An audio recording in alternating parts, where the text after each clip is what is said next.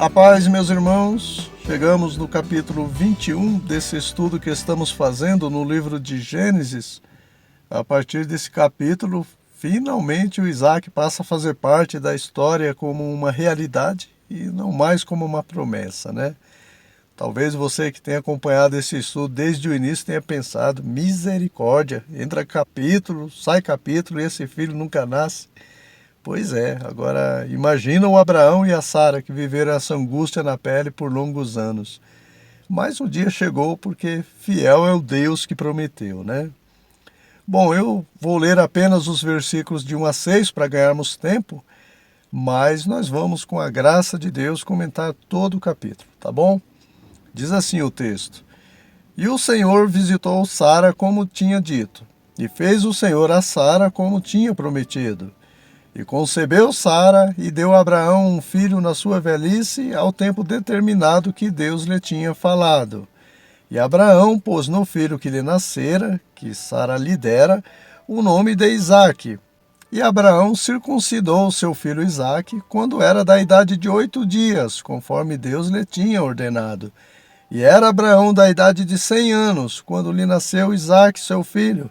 E disse Sara: Deus me tem feito riso, todo aquele que o ouvir se rirá comigo. Tem algumas lições importantes nesse capítulo para a nossa vida espiritual que eu gostaria de compartilhar com os irmãos. E a primeira é quando Isaac foi desmamado. O texto diz que o Abraão fez um banquete, fez uma festa, né? Só que o Ismael, que já teria por volta de 16 anos, zombou do Isaac, que estaria com cerca de 2 a 5 anos, que era o tempo que levava para uma criança ser desmamada, né? Irmãos, no capítulo 17, versículo 19, diz que foi Deus quem deu esse nome ao Isaac, né? Como Isaac significa riso, a Sara pensou que Deus deu esse nome a ele, porque todos se alegrariam com ela no nascimento dele, né? Ela dá a entender isso no versículo 6, todos rirão comigo. Sara tinha no coração o princípio bíblico do alegrai-vos com os que se alegram, né? Coitada, mal sabia ela que tem pessoas que se entristecem quando alguém se alegra e se alegra quando alguém se entristece, né? Era o que o Ismael estava fazendo, acabando com a alegria de Sara e do Abraão. Tem muita gente assim, irmãos, que mesmo tendo uma promessa, né? Porque o Ismael também tinha promessa de dele sair uma grande nação, né? E muitos, tendo promessas de Deus, por inveja se entristece quando o irmão se alegra e se alegra quando o irmão se entristece, né?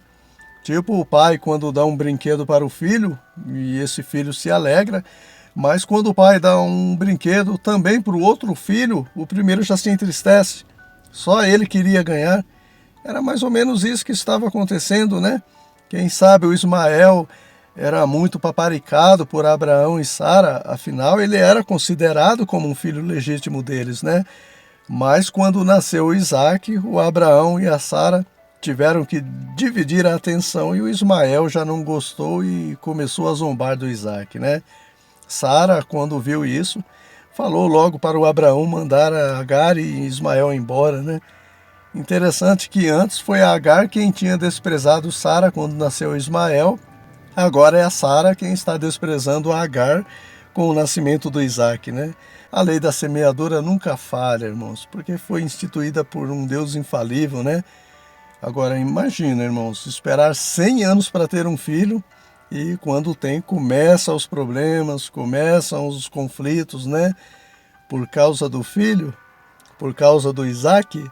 Não, né? Em Provérbios capítulo 10, versículo 22, Salomão diz que as bênçãos do Senhor enriquecem e não acrescenta dores. Então, meus irmãos, quando as dores acompanham as bênçãos, são em razão da nossa precipitação, né? Como foi o caso dessa família. A bênção chamada Isaac jamais teria essa dor e esse problema não fosse a precipitação de Sara e Abraão ao fazer um filho na Agar e não esperar o tempo da bênção, né? Claro que não é fácil, né? Se coloca no lugar deles. 25 anos se passaram desde a primeira promessa, quando Abraão tinha 75 anos, mas o fato é que eles deveriam aguardar, né? Custe o que custar. Deus então falou para o Abraão não temer, e fazer tudo o que Sara tinha dito acerca de despedir Agar e Ismael, seu filho, né? E isso também me chama a atenção, irmãos. Por quê? Pensa comigo, a palavra de Deus não volta vazia, né? O próprio Deus disse isso, né? Então, se Deus disse para o Abraão não temer, é porque o Abraão estava temendo em fazer o que Sara mandou, né? O texto também diz isso. E não seria por menos, né? Afinal, a última vez que o Abraão deu ouvidos a Sara, deu no que deu, né? Talvez o Abraão tenha pensado, né? Tudo isso está acontecendo porque eu dei ouvidos a Sara e fiz o Ismael em Agar.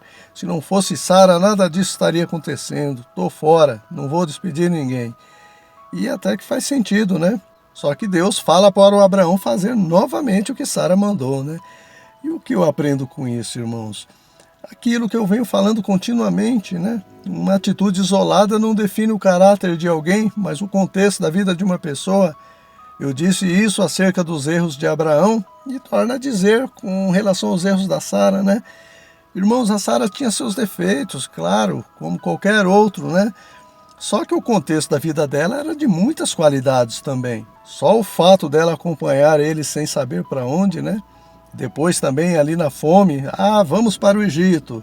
E a Sara vai com Abraão. Olha, Sara, quando chegar lá você diz que é minha irmã. E Sara diz que é irmã de Abraão. Sara, vamos voltar do Egito. Sara volta com Abraão. Sara, agora vamos para Gerar. Vamos ali gerar um problema.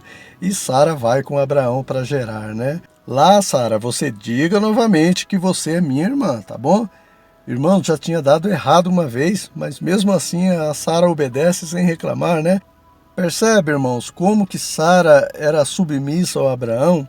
Sem contar que o fato dela ter mandado o Abraão ter um filho com Agar, pode ser por ela se sentir culpada a ver o Abraão triste, né? Desanimado por não ter filho. E se Sara era submissa ao Abraão como a igreja submissa a Cristo, o Abraão deveria amar a Sara como Cristo amou a igreja e se entregou por ela, né? Com todos os seus defeitos também. O Senhor Jesus também nos deu esse exemplo, né? Com o tratamento daquelas 7 igrejas, ou 5 igrejas, né? Da Ásia. Ele repreendia, sim, com amor os defeitos daquela igreja, só que antes ele elogiava, né? Ele valorizava as virtudes de cada igreja. E assim também, meus irmãos. Não só o Abraão, mas todo marido deve amar a esposa como Cristo amou a igreja e se entregou por ela, né? Mas enfim, o Abraão foi humilde, deu ouvidos à voz de Deus em primeiro lugar e depois de Sara novamente, porque isso é ser humilde, né? É ter autoridade sobre a esposa, mas não ser autoritário, não abusar dessa autoridade, reconhecer quando a esposa tem uma opinião melhor que a dele, né? Irmãos, nós comentamos em um dos vídeos anteriores sobre o Código de Hammurabi. Eu creio que os irmãos que estão acompanhando esse estudo se lembram. Esse código já havia na época de Abraão, né? Apesar de algumas leis desse código serem semelhantes às leis que Deus passaria para Israel através de Moisés, esse código não era a palavra de Deus, né? E nesse código diz, lá no artigo 146, que uma serva e o filho não poderiam ser expulsos de casa por seu senhor. Mas você vê Abraão despedindo Agar e seu filho, contrariando essa lei. Por quê? Porque havia uma lei maior, uma lei divina que dizia: ouve Sara e despede Agar e Ismael. E o que eu aprendo com isso, irmãos? Que tem muitos livros e revistas extrabíblicos por aí, literaturas que não são inspirados por Deus, que distorcem a palavra de Deus e que são prioridades de muitos líderes ao invés da palavra de Deus. Também muitas leis que contrariam a palavra de Deus e nós devemos tomar cuidado com isso, irmãos. A palavra de Deus fala mais alto que qualquer outro livro ou lei. A gente tem o exemplo de Pedro, né? Jesus disse: ide por todo mundo e pregai o evangelho a toda criatura. E as autoridades da época quiseram proibir Pedro, né? Vocês estão proibidos de pregar no nome de Jesus. E Pedro respondeu na lata, né? Importa obedecer a Deus e não aos homens. Ou seja, a prioridade é o que Deus diz, né? Abraão não obedeceu o código de Hammurabi e obedeceu a voz de Deus. Abraão então deu comida e água para Agar e o menino e os despediu. No deserto a água acabou e o texto diz que Agar colocou o menino embaixo de uma árvore e se pôs à distância para não ver o menino morrer. Dá até a impressão que o menino era uma criança, né? Um bebê, mas na verdade Ismael já tinha por volta de 16 anos, né?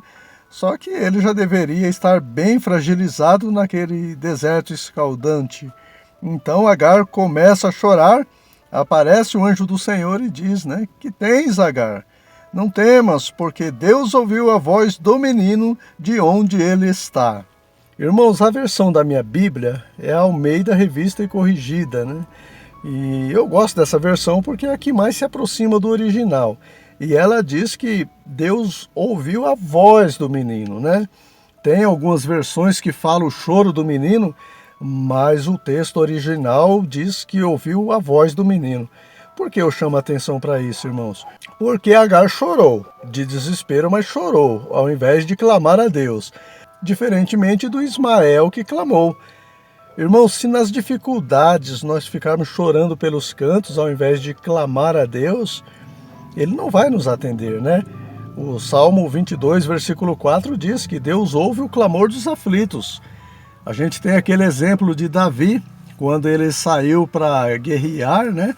Na volta para a cidade de Ziclag, onde estava a família dele, dos 300 que estavam com ele, os amalequitas haviam sequestrado as suas famílias, né? Então o Davi começou a chorar, chorar, chorar, e a Bíblia diz que ele chorou até não ter mais forças, irmãos, e não resolveu nada, né?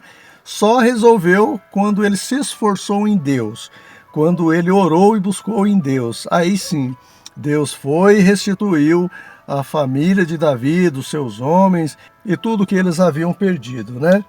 Então Agar abandonou Ismael e chorou, né? Ainda que fosse também por não aguentar ver ele morrer, mas ela abandonou o menino, né? Cumprindo assim também o que diz no Salmo 27, versículo 10. Quando meu pai e minha mãe me desampararem, o Senhor me recolherá.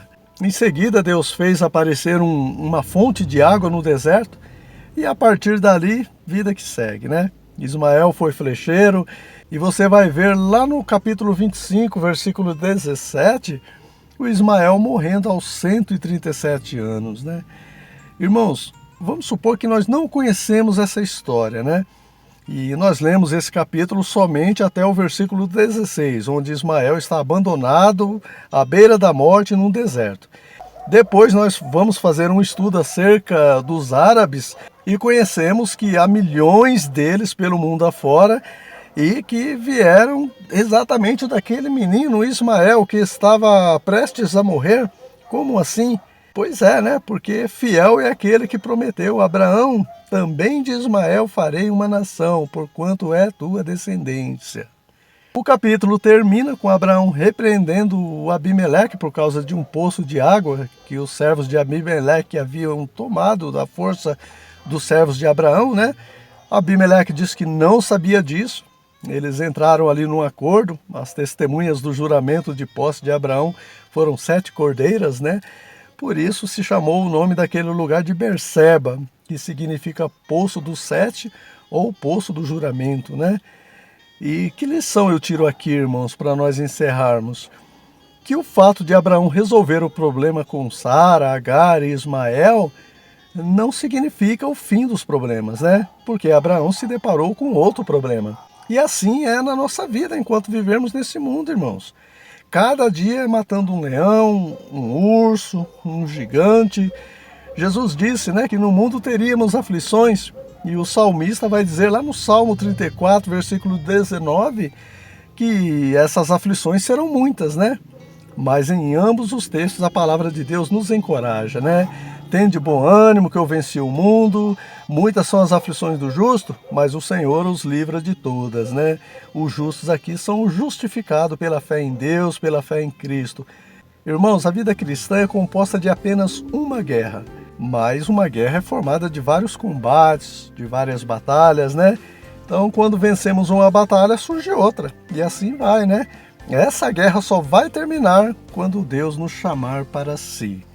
Amém, meus irmãos? Concluímos assim esse capítulo 21 de Gênesis. No próximo vídeo estaremos estudando o capítulo 22. Deus abençoe a todos e até lá!